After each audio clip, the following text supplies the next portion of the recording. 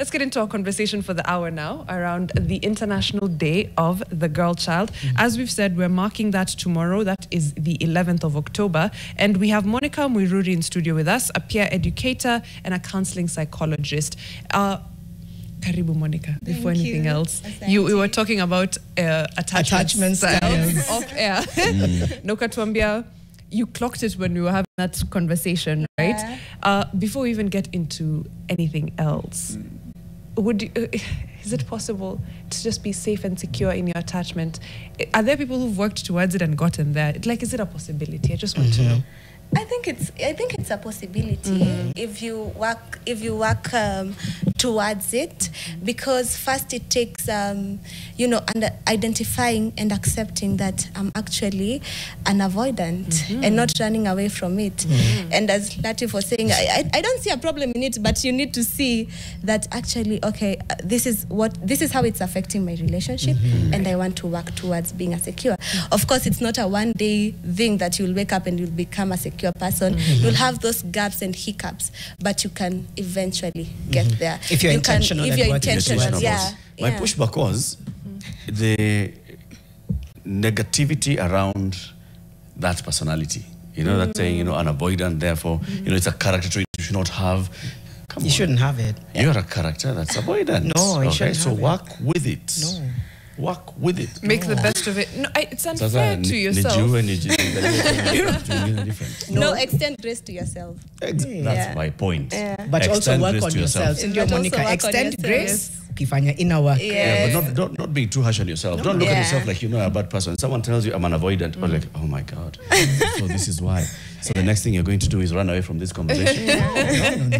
I think if you're aware of the way Monica is saying, if you know that it's something that you have, extend grace, because you also know you're working on yourself. Yes. And whatever people throw at you. And if you're unable to work on yourself, still be gracious to yourself.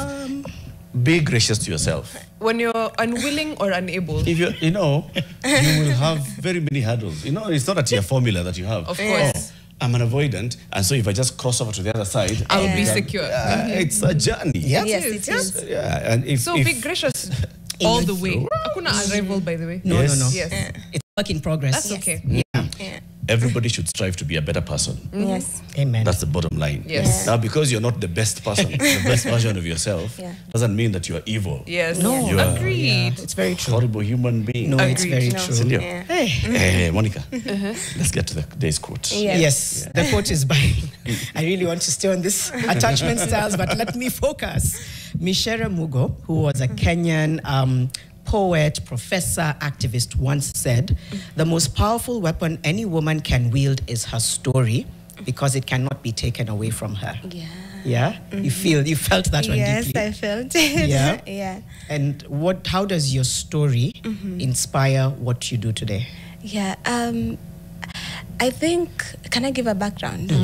So, when I was young, I wanted to become a lawyer. And the reason I wanted to become a lawyer is because I witnessed a woman being physically abused. And she was being physically abused and emotionally abused. So anapigwa akitusiwa. And so at that time, I really wanted to be a lawyer so that I'll make this man go to jail. I'll fight for women. I thought that what this woman needed, because she was a friend to my mom, and so she would even share the process of how they have gone to court, the challenges that she's experiencing. She was really she was still young. She was afraid to go to get out of the marriage because she had a child. She had just completed Form 4 and gotten married.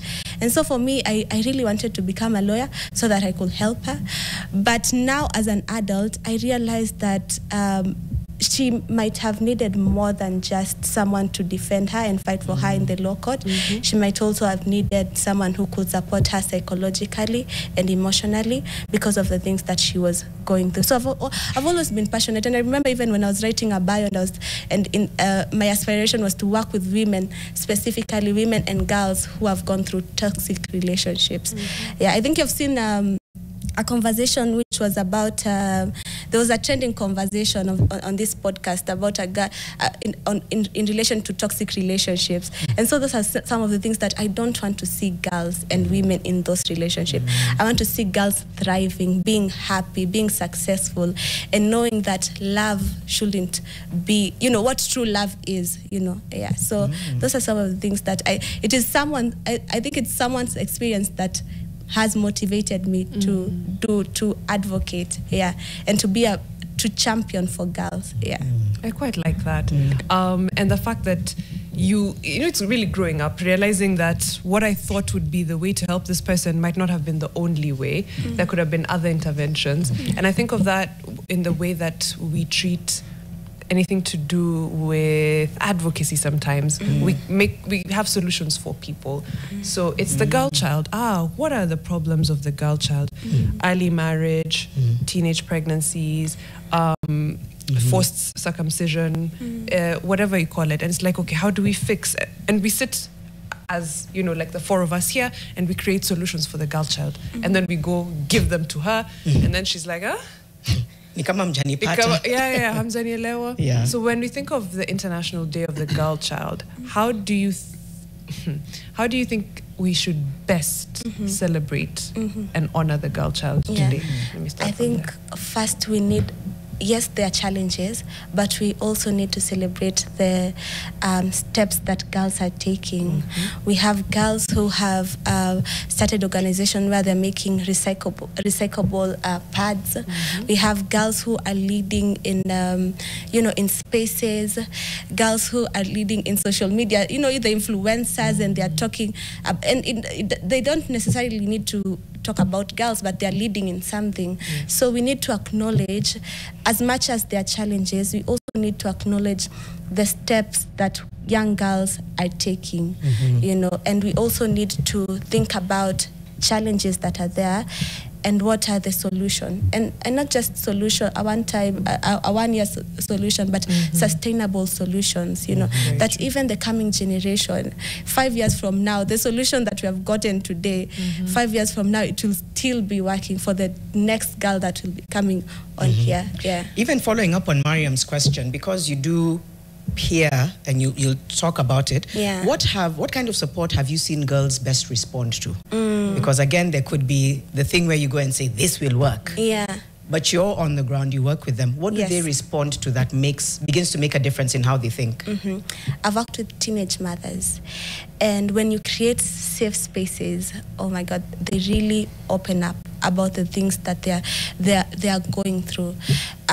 When we're having our sessions and we are talking about, and for us, how we do it is we try to also use things like art therapy to foster conversations. So when you create that safe space, girls respond to it. They feel, I'm in a relationship and I'm going through, it's a toxic relationship, but when I come here, I'm able to talk about it. Even though I'll go back to the same house, but I've spoken about it, I'm a bit lighter. Yeah, so creating a safe space is very, very essential. What does a safe space look like? Because people, these buzzwords that we're trying to demystify. Safe spaces. How do you create a safe space? What does that look like practically? Yeah, so a safe space can be a church. A safe space can be a school, but it depends with the people that are in it. So if I come in a space, maybe I've gone to a school and I'm there and I'm telling girls, you became a teenage mother, oh my God, you are doomed for life.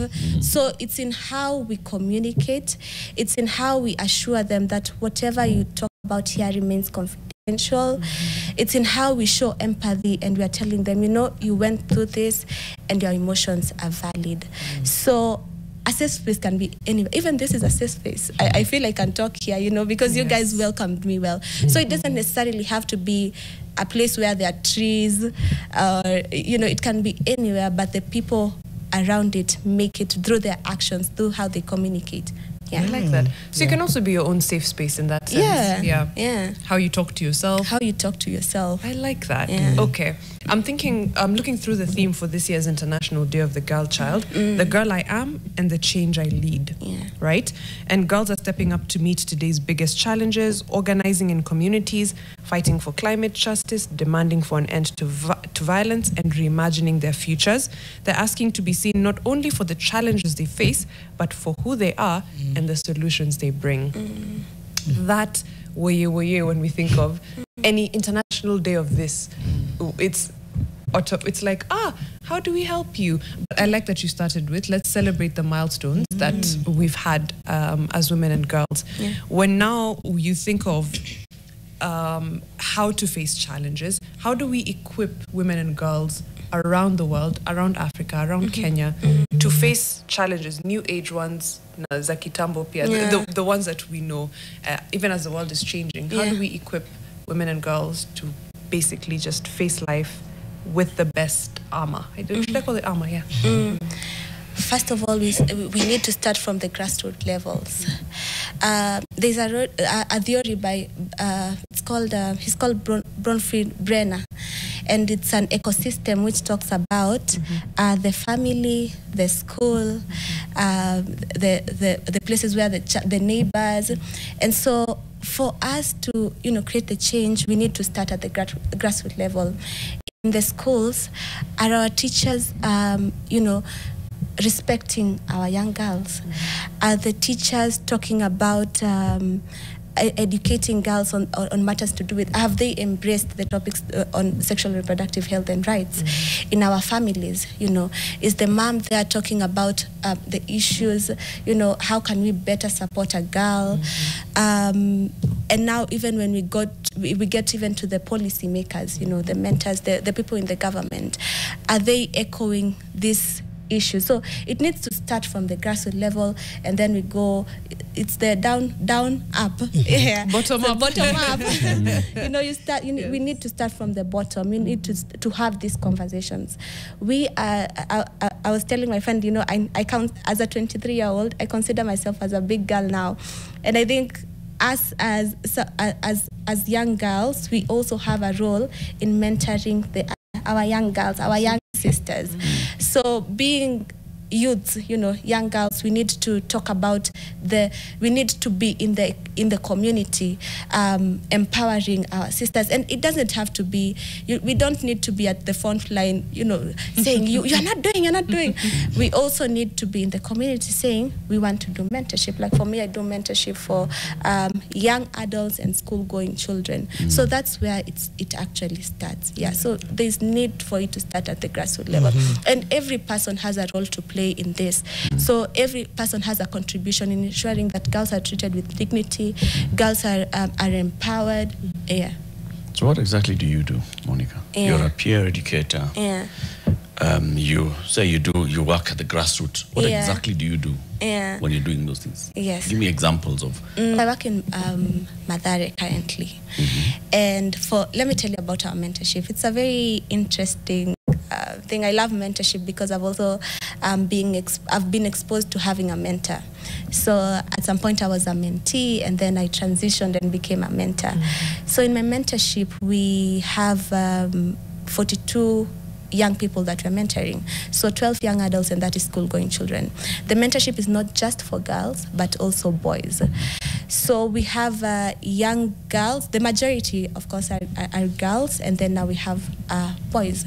So we take them through life skills training, focusing on matters to do with self-awareness, matters to do with self-confidence, self-esteem, because these are some of the gaps that we noticed in our young girls, especially the girls. And the people we are mentoring are between the age of 10 to 21. The oldest is 21. That's the age group that I'm working with at the moment.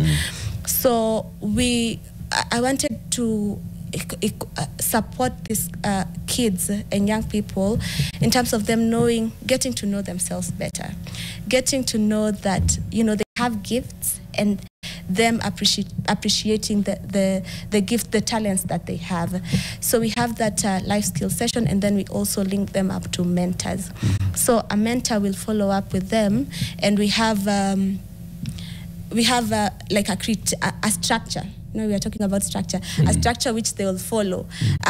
So week 1, you'll be taking this kid through what are some of the things that you are grateful for. So me as a mentor, I'll share with my mentee, what am I grateful for? Yeah. And then my mentee will think about, okay, you know, sometimes when you grow up in an informal settlement, and there are so many issues, and especially poverty, and when we're having conversation, we realize that our kids are talking about, the young kids are talking about, they're just saying about the issues that are there, the issues that are. So we need now to also embrace and tell them that you are good at crocheting, so that's something you can be grateful for. So I share and they share. So that's how our structure is. Right. We have things like you know, week 2 could be having what are the goals that you have.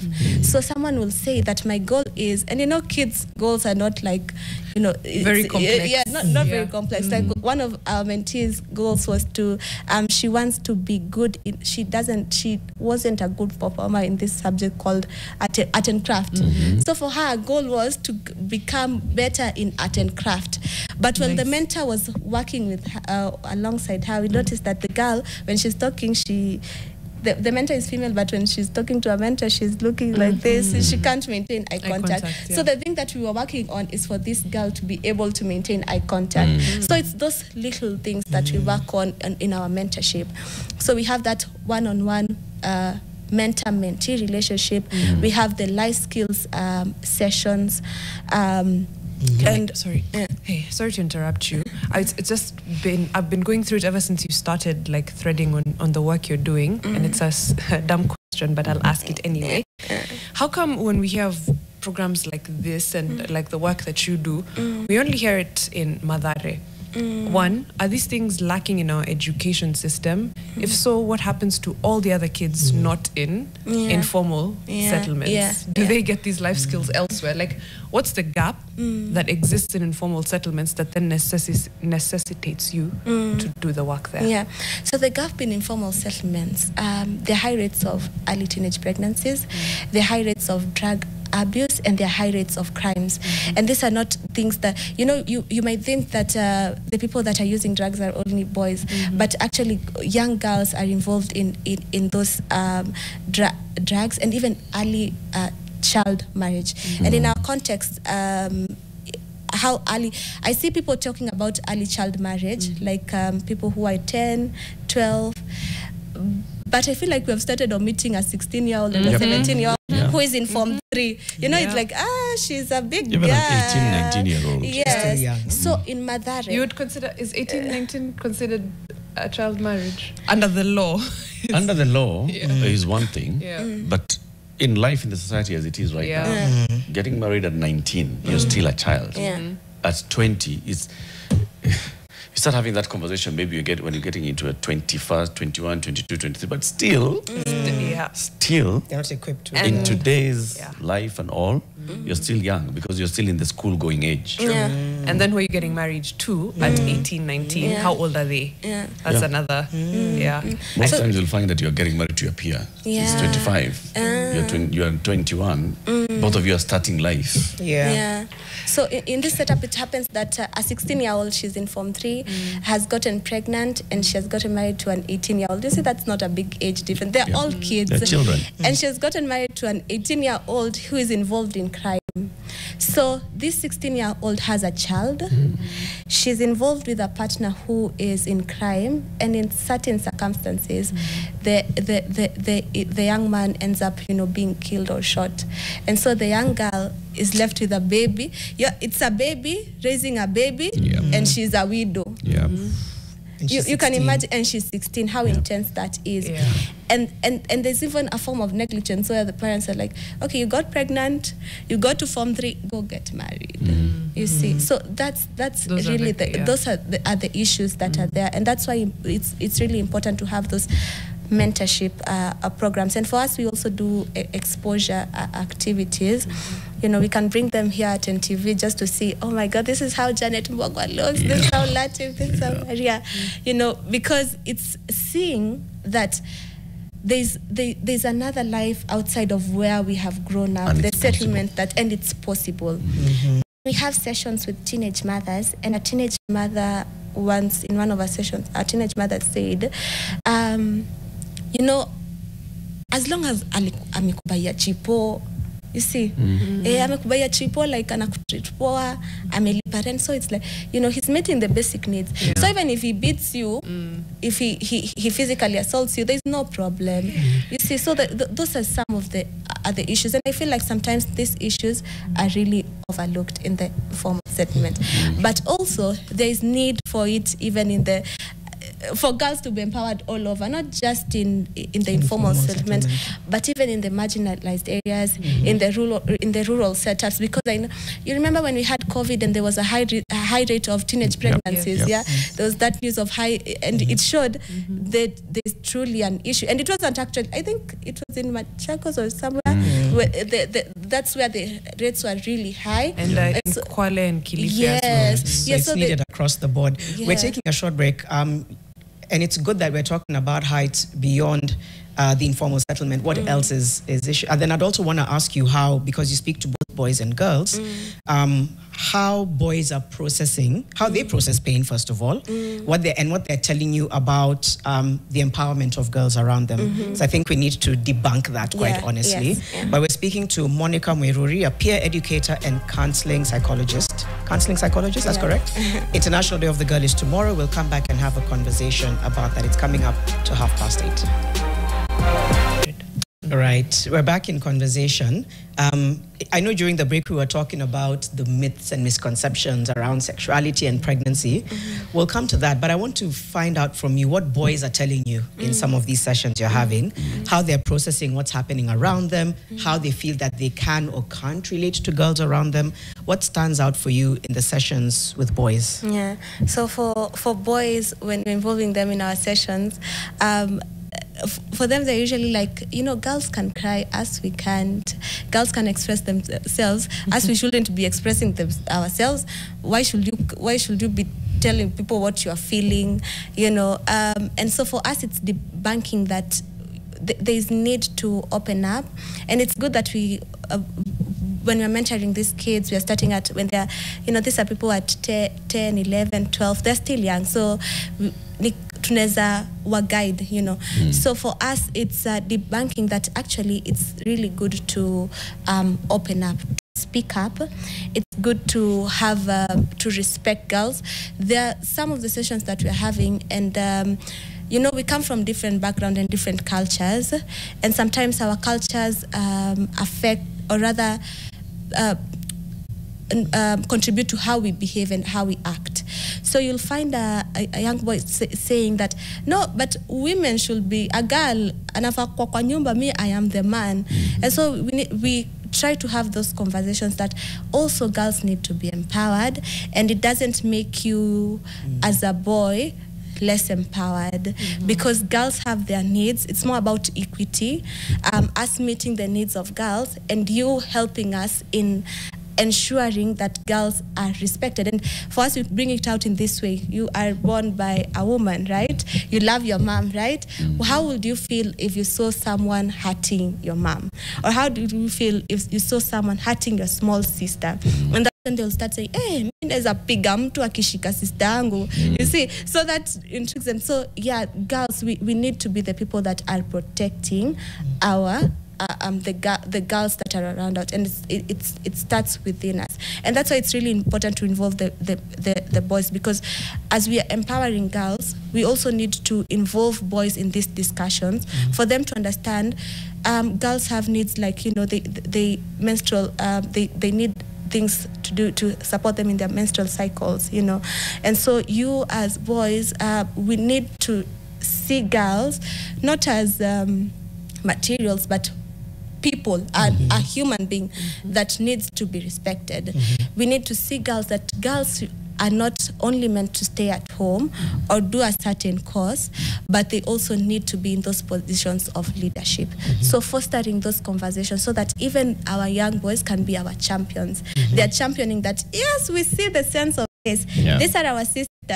They need to also be in the front line. It's not a competition, actually. How do you do that in a time when the rhetoric, especially online, is just very, it's like what you've said, it's almost like there's this pool of empowerment, and if I give to Monica, that means I've taken from Eric, you know. So we have scarcity mentality, and then there's also now the online rhetoric, which is very misogynistic, very problematic, and it's getting more and more mainstream every day. Sometimes you think it's niche until you realize, no, your bubble is what is niche. For a lot of people, that's what they're consuming. And in Kenya, how are people reacting? And Jana had even asked, how do the boys react to when you have these conversations with them, and how do you make them understand that this does not take anything from you? If anything, it makes life better for you. We really try to have our generation of now, they catch up really easily. Quickly. Yeah, they catch up really quickly, and they are more receptive to information. And for us, it's not just, I'm not the only one giving another role model who is a man who is having this conversation, telling them that, you know, vijana sisi my boys pia sisi tunafaa kwa front line tukichampion for girls, but it's not easy, especially for kids. When we are talking to kids, it's much easier. I think it's easier to influence them. But you see, when we are having conversations with people who are above 20, oh my God, it's quite challenging. It's a different story. It's a different story. You grew up in Mathare, and now you're still in the community. Have you seen a difference when you think about the boys who were around you then? What were they saying that is still being said by boys and girls? And is there a part of you that's like, hey, tuko na kazi? Or is there something? Is there an attitude shift? Or are you seeing the same things you saw when you were growing up there? I think there's certain things that are still the same. You know, kitambo, I never used to know that being called is sexual harassment. I thought it was normal until I was in a session, and then we were like, it is actually sexual harassment. So those are some of the things that are still there. But I've seen now as an adult, I've seen boys who have youth groups that you know, they're also empowered, and they think differently. It's not now like trying to, you know, when you're empowered, you're also not trying to diminish other people. So there's that sense of empowerment also for the boys, that they're now even focusing on other things, a bit of exposure, them learning that, okay, by the way, women are now in leadership. We see women, you know, in the National Assembly in the leadership, but they still work. There's still work to be done. There's a slight improvement, yes, but there truly still work to be done. Especially when you're having a conversation as a peer educator. We have sessions. Our session is mainly focusing on non-communicable diseases, but we also have something, a module on sexual reproductive health and rights. So for the people for the 20-year-olds, you know, the 20 to 24 that we're engaging, and we have this topic on SRHR, you'll find someone telling you when you're talking about family planning, and they like these conversations a lot. They'll chip in into it, and you know, you can even start arguing. They're active when it's time to. You'll find people saying, like a young man who will say, hiyo nini family planning, mimi ndo nafaa kuamulia dem yangu. I'm the one who should tell her that whether she should put it or not. And others, and you'll hear a girl tell you that, you know, there's this family planning that is inserted here, and I think when someone touches it, or it can be visible. It can be, So they're afraid that if you put this one, the guy will see, the man will see. If you put the coil, hey, what if it doesn't work? So there's that fear. So those are some of the conversations that we were having. And then there's this blame game of, you know, when we're having the conversations, like, but the woman has decided to have all the kids.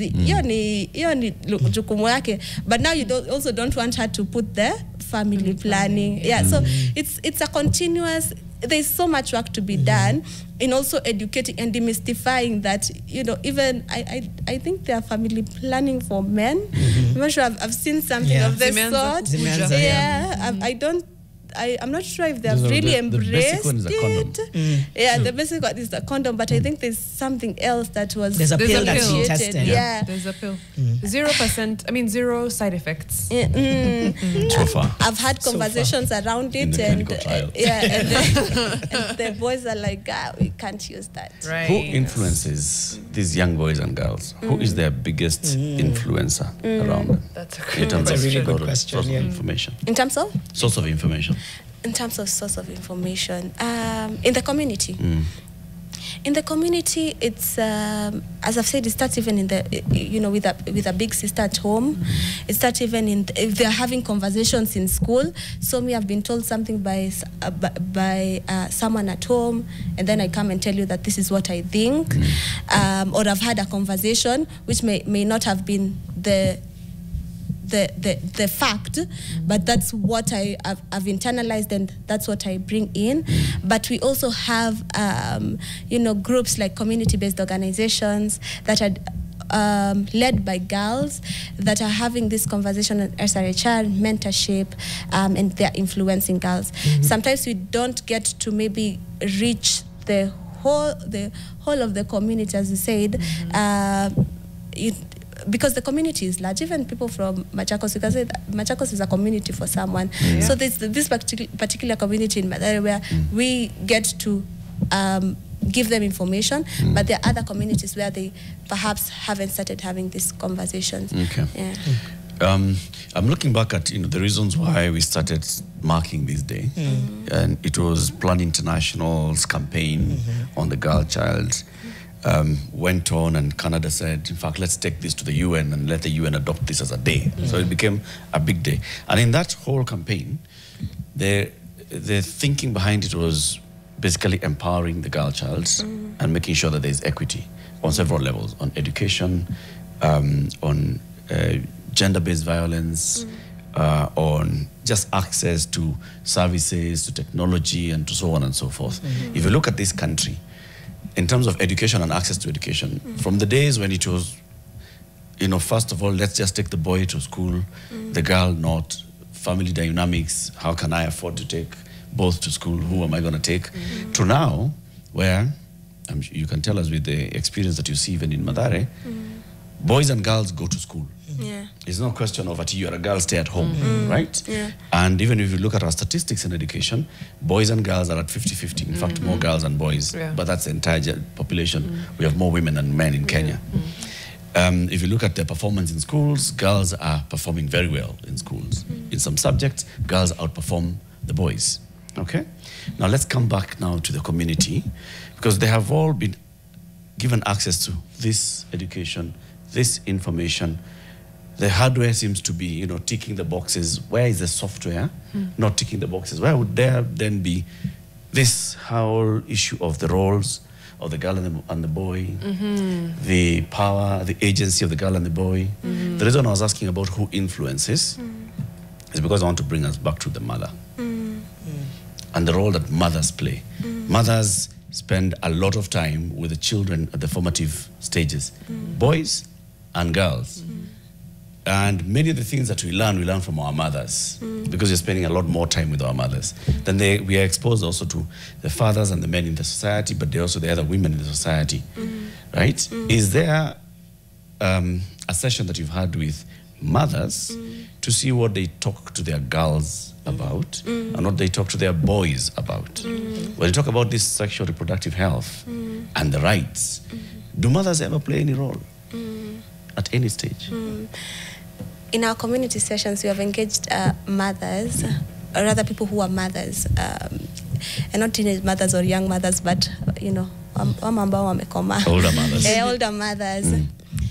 And the conversation usually is, and in this conversation, it's like we do dialogues. So there's the young girls, and now this, the moms, the mothers, and the conversation is like, see, they know. Oh. Yeah, it's like the mother will be like, they know, or it's just an uncomfortable conversation. Even mentioning the word, sexual intercourse, it just feels a certain type of way. Even when we are educating them about things like kids, you know, a child who hasn't gotten into, hasn't engaged in sexual intercourse, they can get the HPV vaccine. And then you try to talk to one of them, they're like, no, I wouldn't let my daughter get that. And you're like, why? Siamini of it. I don't trust in those things. Right. So, and I think perhaps it might be I don't know if it's a cultural or it's a generational thing, where it's kind of it might be kind of hard for them to, you know, internalize that these are conversations that we need to start having. So they're not conversations that are really being had. Those conversations about that, you know, at this age you will start having sex. They're honestly not conversations that are. So here is the gap. So at home, these things will not be brought up. But the most influential influencer in a child's life, the mother.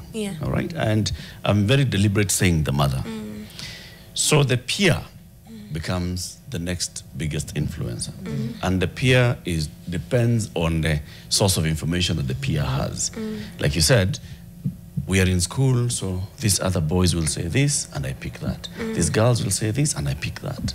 I hear about, you know, sex, and I hear that, you know, the first sexual experience or intercourse that I have, I can't get pregnant. I'll take that as the truth, as the fact. And so, because the adults are not doing the job, the children's peers are doing the job. And then we are coming here to try and correct. But we are correcting it by bringing more peers. I see your point. I think go to the source. Go to the source. And I think also what I've observed is, even when programs are being done, number one, it's the approach you were saying, which is we have the solution, we'll go give them. Then we don't, number one, how we even communicate. Maybe it's different how Monica communicates to the moms. A lot of it is telling them. So they'll sit there and listen. And they live there and say, oh, mjuaji. Number one. Number two, we don't give these things time. So you have, even if I go as far into grants, you say we need results in 2 years. Social norms change in 2 years, for something that can take a decade. So I think part of the halting in progress is one, rebellion. You come and yap, very nice, because you're telling me I'm doing everything wrong. And number two, I'm trying to, if it's somebody else going in there and saying I have a KPI to change 100 minds in 2 years, and it's not working, which then maybe brings me to asking Monica, then what is needed? Because the moms may not really shake off that feeling. Very few will. Very few will accept that there's a problem and we need change. Very few will be converted by Girls Mind Change NGO. And you know the mothers we are talking about are in the age of Janet and others. All right. So we're not talking about mothers who are in their 60s. Those are grandmothers. The mothers are in their late 30s, mid to late 30s into 40s.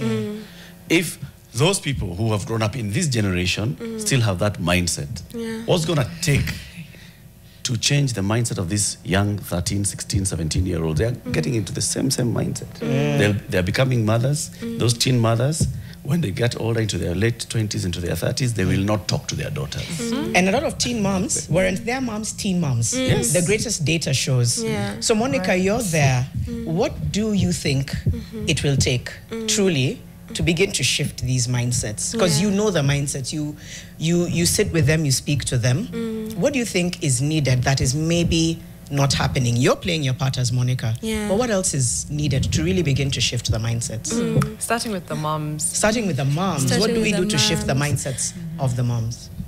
You know, when Latif was saying the moms are the age of Janet, and I was thinking, perhaps if I come to tell Janet that, you know, girls need to be educated about contraceptives, you might think, do you have a child really? Do you know about these things? You don't know. What are you telling me? You're also a child.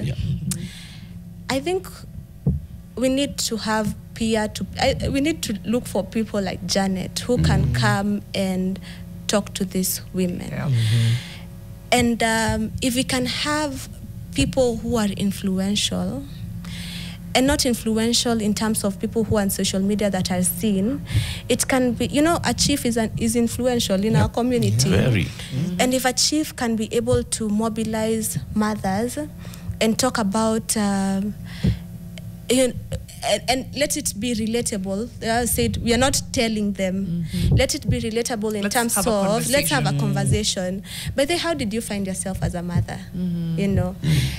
And if your daughter found themselves in that, is that the path? Right. And you as a mother, what do you think we can do? We are not going to tell them that, by the way, we think we should do this. Because even when you're doing our sessions, I personally try to be very culturally sensitive because we need to respect people's culture. So it needs to be, what do you think we need to do?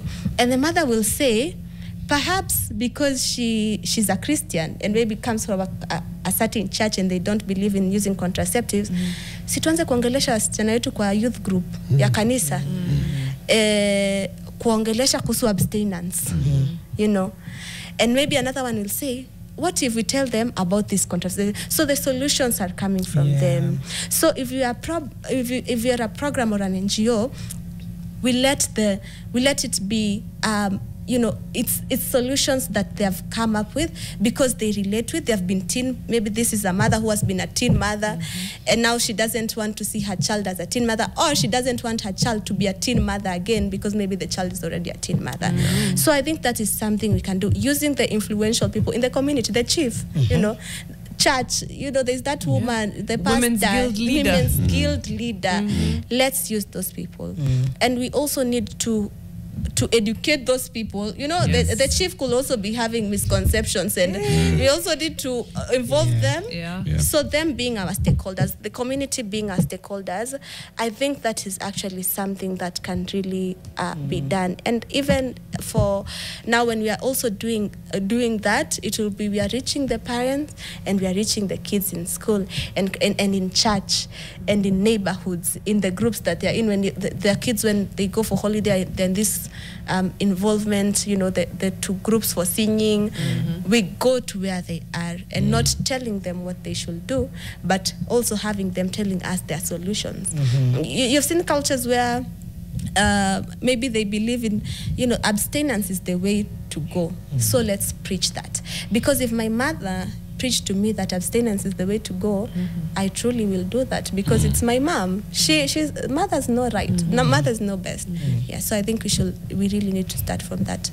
I want to rope in the arts and how we can use them for this exact same purpose. How do we? I see a lot of it happening in informal settlements again. Art, art is so powerful. Like, for example, for us, when we are working with teenage mothers, we use something called art therapy.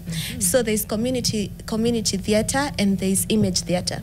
So image theater is where we could stand in a certain position. We try to create an image. So maybe I could feel myself with a pregnancy, and then maybe I try to look sad, and then the people will try to interpret what's happening here, and what do you think? Because Maria looks like this.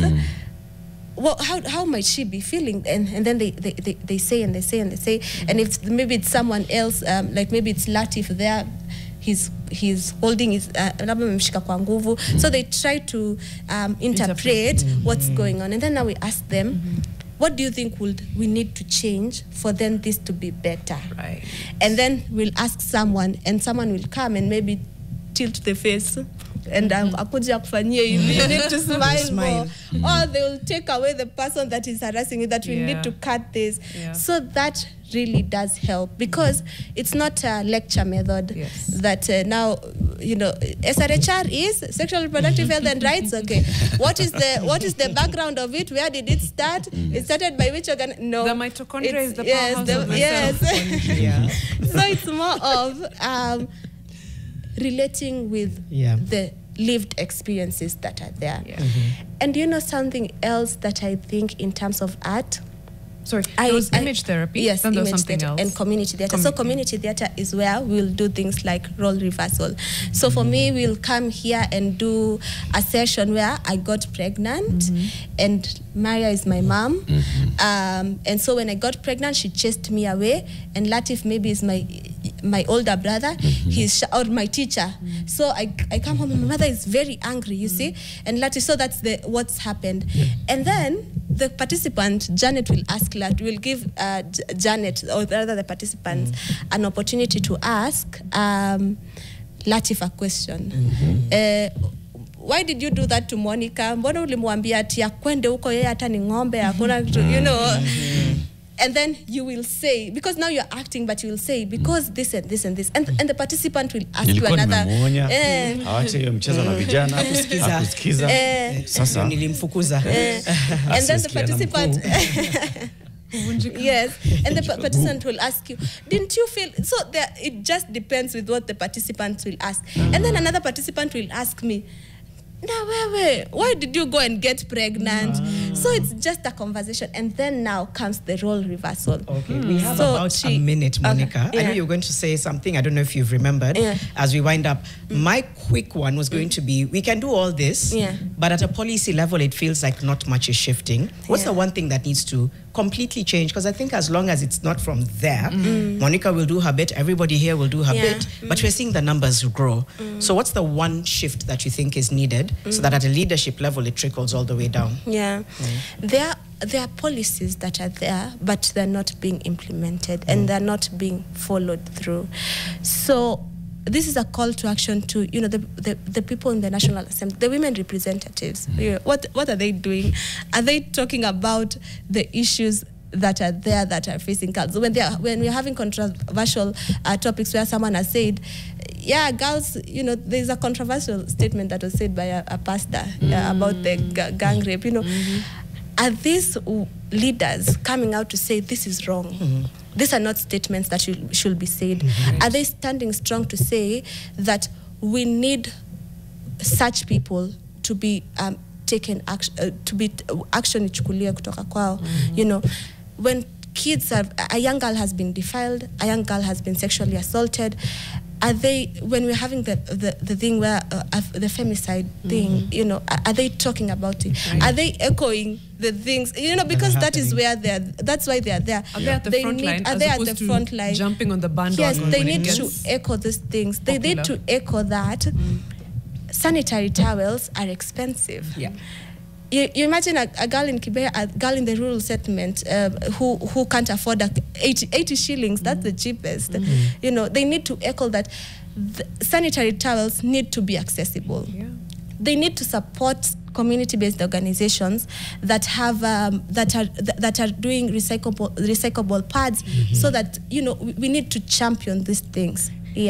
Thank you, Monica Muiruri. Thank you for doing your bit. Thank you. And happy Day of the Girl. I'm sure you have an activity you're going to do. Enjoy. We're talking marking Day of the Girl and talking about the gaps, the progress, and what remains to be done. In the next hour, we speak on art and activism, or artivism. A spoken word artist, Wangwe Kimani, will join us. It's coming up to 9 a.m.